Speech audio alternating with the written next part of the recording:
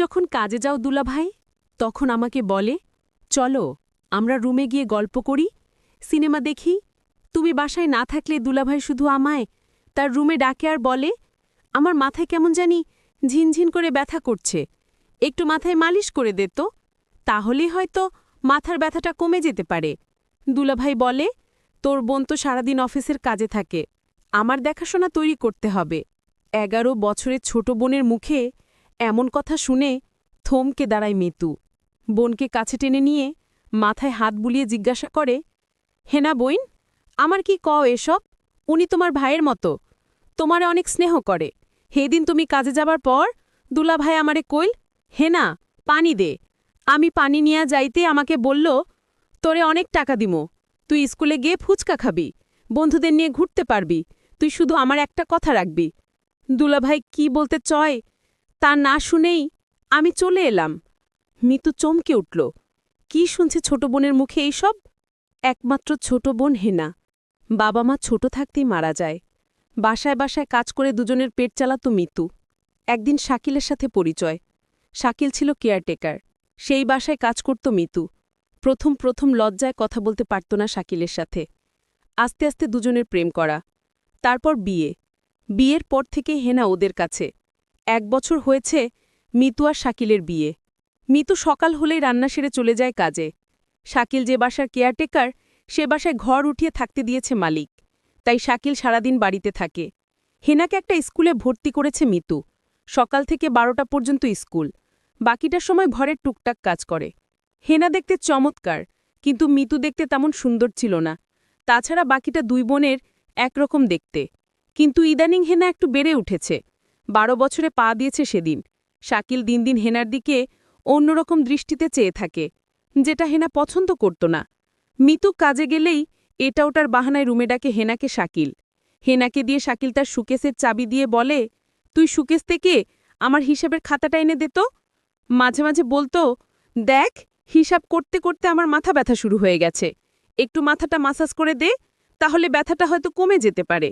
দুলাভাই বলে, তোর বোন তো সারাদিন অফিসের কাজে থাকে, আমার দেখাশোনা তোরই করতে হবে। হেনা তার দুলাভাইয়ের বাহানা বুঝতে পারে, তাই তো কিছু না বলে দৌড়াতে দৌড়াতে বাইরে চলে আসে। অপেক্ষা করে বুবুর জন্য। কাজ থেকে সবেমাত্র এসেছি মিতু। মিতু আসতে হেনা তার বুবুর কাছে এসে কান্না করে বলল, আমি তোমার সাথেও কাজে যাব, আমি বাড়িতে একা একা থাকব না। ছোট বোনের এসব কথা শুনে মনটা এক অজানায় ছটফট করছে। কি করবে এখন মিতু?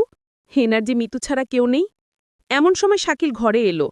এসে মিতুকে দেখে বলল, মিতু তুমি আইসো?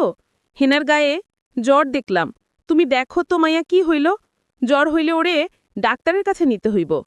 মিতু শাকিলের এমন কথা শুনে একটু অবাক হল। কই, শাকিলের কথা তো কোনো খারাপ কিছু নাই, তাইলে কি হেনা ছোট মানুষ হইয়া ভুল কিছু কইল? শাকিল তো হেনার ভালোই চায়। হেনা হয়তো ওর দুলাভাইরে ভয় পায়, তাই এমন ভুল বুঝো। ছোটবেলায় থেকে মায়েরা এমন, খুব সহজে যাকে তাকে ভয় পেয়ে বসে। তাই তো মিতু ব্যাপারটা সহজভাবে নিয়ে হেনার গায়ে হাত দিয়ে দেখে, সত্যি জ্বর। আরও শিওর হয়ে গেল হেনা, শাকিলকে ভুল বুঝছে হেনা। মিতু হেনাকে বলল, হেনা তোর গায়ে তো সত্যি জ্বর, চল তোরে ওষুধ আইনা দেই। এই বলেই মিতু হেনাকে নিয়ে ডক্টর দেখাতে চলে গেল। শাকিল মিটমিট করে হেসে দিয়ে বলল, হেনা তুই যতই আমার নামে নাশিল করস, তোরে আমি একদিন সত্যি। যেতে যেতে মিতু হেনাকে বলল, হেনা তুই মানুষটার নামে এমন মিথ্যা কথা কইতে পারলি, তোর কত খেয়াল রাখে দেখছস। হেনা বলল, বুবু তুমি আমার কথা বিশ্বাস করো, দুলাভাই আমারে খালি তার রুমে ডাকে আর কি জানি বলতে চায়, কিন্তু বলতেও পারে না। আরে তোর দুলাভাই তো ভালোই চায়, আর এই জন্য তোকে চোখে চোখে রাখে, বোকা মেয়ে কিছুই বুঝিস না।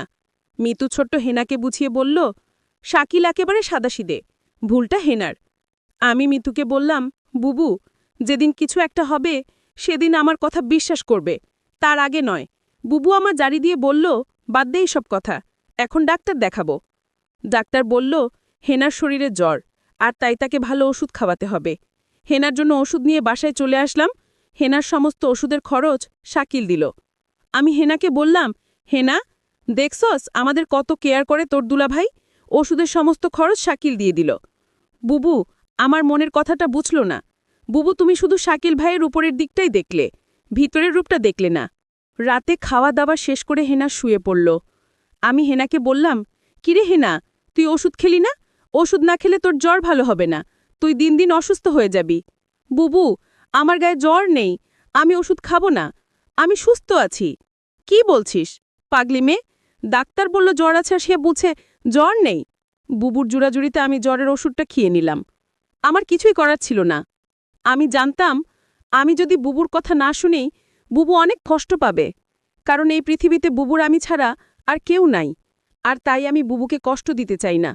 কিন্তু বুবু আমার একটা কথা কোনোভাবে বিশ্বাস করছে না। কিন্তু বুবু বিশ্বাস করবে সেই দিন যেদিন আমার একটা কিছু হবে, তার আগে না। কিছুদিন পর বুবুর অফিস বন্ধ দিয়েছিল 1 সপ্তাহ। সারাদিন বুবু বাড়িতে থাকত। আমি স্কুলে যেতাম আর 12টা বাজে চলে আসতাম। কিন্তু বুবু এই 1 সপ্তাহ বাড়িতে থাকাতে শাকিল কেমন জানি হয়ে গেছে। দুলাভাইয়ের মেজাজ দেখি কিটকিটে হয়ে গেছে। আমার মনে হয় বুবু বাড়িতে থাকায় এটা কিছুতেই সহ্য করতে পারছে না। পরদিন আমি স্কুল থেকে ফিরলাম, রৌদ্র দিয়ে আসলাম, শরীর গরমে মনে হয় পুড়ে যাচ্ছে। দুলাভাই তখন আমার কপালে হাত দিয়ে বলল, সর্বনাশ, মেয়েটা তো আজ জ্বরে পুড়ে যাচ্ছে, তাড়াতাড়ি চলো, ডাক্তারের কাছে নিয়ে যাই। বুবু তখন বলল, তুমি হেনাকে নিয়ে ডাক্তার দেখিয়ে আসো, আমি বাড়ির রান্না ভাড়ার কাজটা সেরে নেই। হেনা তখন আমায় বলল, বুবু, আমার জ্বর হয়নি, আমি ডাক্তারের কাছে যাব না। বুবু, তুমি কেন বুঝো না আমার কথা? দুলভাই শুধু অথাই ডাক্তারের কাছে আমায় নিয়ে যায়। আমার শরীরে জ্বর নেই। বুবু, আমি ডাক্তারের কাছে যাব না। দুলাভাই বলল, আচ্ছা, তুমি যখন যেতে চাচ্ছ না তাহলে আমি গিয়ে ওষুধ নিয়ে আসি। বুবু বলল, দেখছো তোর দুলাভাই কত ভালো, তোর একটু সমস্যা হলেই তোর জন্য কত কিছু করে। আজকাল এমন মানুষ পাওয়া বড়ই কঠিন, হেনা। বুবু, তুমি দুলাভাইকে চিনতে পারোনি। তুমি মানুষটার সাথে সংসার করছো, অথচ তার মন মানসিকতা সম্পর্কে তোমার ধারণা নেই। বুবু, বুবু, দুলাভাই তোমার সামনে আমার সাথে ভালো আচরণ করে। চুপ কর, তোর দুলভাইয়ের নামে কোনো বদনাম করবি না। আমি বুবুর কথা শুনে অবাক হলাম আর মনে মনে বললাম, বুঝবে বুবু, বুঝবে, সময় হারিয়ে সবই বুঝবে। আমার কথার কোনো মূল্য তুমি আজ দিচ্ছ না।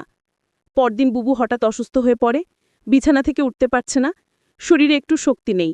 বুবুর শরীরে প্রচণ্ড জ্বর চলে আসছে। দুলাভাই বুবুর অসুস্থতা দেখেও বলছে, আমার আজ একটা জরুরি কাজ আছে বাহিরে, আমার আসতে একটু লেট হবে। দুলাভাইকে বললাম, বুবুর গায়ে তো জ্বর আসছে, বুবুকে ডাক্তার দেখাতে নিয়ে যেতে হবে। দুলাভাই বলল, তুই একটু নিয়ে যা, আমি আজ যেতে পারবো না, কারণ আজ আমার জরুরি কাজ আছে। আমি বুবুকে বললাম, বুবু, দেখলে আজ তুমি অসুস্থ তাই তোমাকে ডাক্তার দেখাতে নিয়ে গেল না। আজ যদি আমি অসুস্থ হতাম তাহলে দেখতে কত দরদ দেখাতো। বুবু আমার কথা শুনে কিছুটা আমার কথা বিশ্বাস আসলো। বুবু তখন মনে মনে বলল, ঠিক আছে, শাকিলের মতলব সম্পর্কে আমার জানতে হবে। শাকিল আসলে সে উপরে উপরে ভালো, নাকি সত্যি শাকিল একজন ভালো মানুষ। রাতে শাকিল ঘুমাচ্ছিল, হঠাৎ মধ্যরাতে দেখি শাকিলের রুমে নাই। আমি রুমের চারদিক ভালো করে খুঁজতে লাগলাম, কোথাও শাকিলকে দেখতে পাইলাম না। তারপর দরজা খুলে রুম থেকে বের হয়ে দেখলাম হেনার দরজার কাছে গিয়ে হেনাকে ডাকছে। আমি বললাম, শাকিল, তুমি হেনাকে ডাকছো কেন? শাকিল আমাকে দেখে চমকে গেল। শাকিল বলল, আর বলো না, হেনার ঘরে আমার ল্যাপটপটা রাখা ছিল, তাই হেনাকে ডাকছি, কারণ ল্যাপটপে অনেক হিসাব পড়ে রয়েছে, তা আজ রাতে শেষ করে অফিসে জমা দিতে হবে। শাকিল, তুমি আমার সাথে মিথ্যা বলো না, আমি জানি তুমি জব করো না, আর তাহলে তোমার অফিসের কিসের কাজ? মিতু, তুমি আমার মুখের ওপর তর্ক করো না, আমি যা বলছি তাই সত্যি। আমি নতুন একটা অফিসে জব নিয়েছি। আমি তার সাথে আর কথা বাড়ালাম না। শাকিলের প্রতি আমার সন্দেহের মাত্রাটা বেড়ে চলল। এখন শাকিলকে আমার তেমন বিশ্বাস হয় না, কখন কি করে বসবে তার কোনো ঠিক নাই। আমি শাকিলকে বললাম, যেহেতু তুমি একটা চাকরি পেয়েছ তাহলে আমার আর কাদের দরকার কি? আমি না হয় বাসায় থাকলাম, তুমি চাকরি করো। শাকিল তখন আমায় ধমকির সুরে বলল, তোমার যে বোন রয়েছে তার লেখাপড়ার খরচ কি আমি দিব? তুমি তোমার কাজ করো, আমি আমার কাজ করি। শাকিলের কথা শুনে বুঝতে পারলাম তার আসল চেহারাটা বের হয়ে আসছে ধীরে ধীরে। আমি বললাম, ঠিক আছে শাকিল, তোমার কোনো চাকরি করতে হবে না, আমি তো আছি। দেখলাম শাকিল অনেক খুশি হয়ে গেল। পরদিন আমি কাজে চলে গেলাম। বাড়িতে হেনা আর শাকিল। আমার এই দিন কাজে কিছুতেই মন বসছিল না, কারণ আমার খুব চিন্তা হচ্ছিল আমার বোনটাকে নিয়ে। আমি যেখানে কাজ করতাম সেই মালিককে বললাম, আজ আমায় একটু আগে ছুটি দিয়ে দেন, আমার বাসায় একটু সমস্যা। মালিক বলল, ঠিক আছে, আজ তোমাকে একটু আগে ছুটি দিয়ে দিব। কোনো রকম অফিসের সময়টা গেল। আমার ডিউটি হচ্ছে সকাল 8টা থেকে রাত 8টা, কিন্তু আজ আমি বিকাল 4টা ছুটি নিয়ে বাসায় চলে আসলাম। বাসায় এসে দেখি বাড়িতে কেউ নাই, একদম নিবিড়। আমি হেনাকে ডাকছি, হেনা কোথায় তুই? আবার শাকিলকে ডাকছি, শাকিল কোথায় তুমি? আমি কারো সারা শব্দ পেলাম না। সমস্ত বাড়ি খুঁজছিলাম, কাউকে দেখতে পাচ্ছিলাম না। শুধু একটা জায়গা বাতি ছিল, আর সেই জায়গাটা হলো বাথরুম। আমি বাথরুমের দিকে গেলাম, গিয়ে যা দেখলাম তা দেখে আমার মনে হচ্ছিল আমার দম আটকে গেল। আমি দেখলাম হেনা একপাশে পড়ে আছে।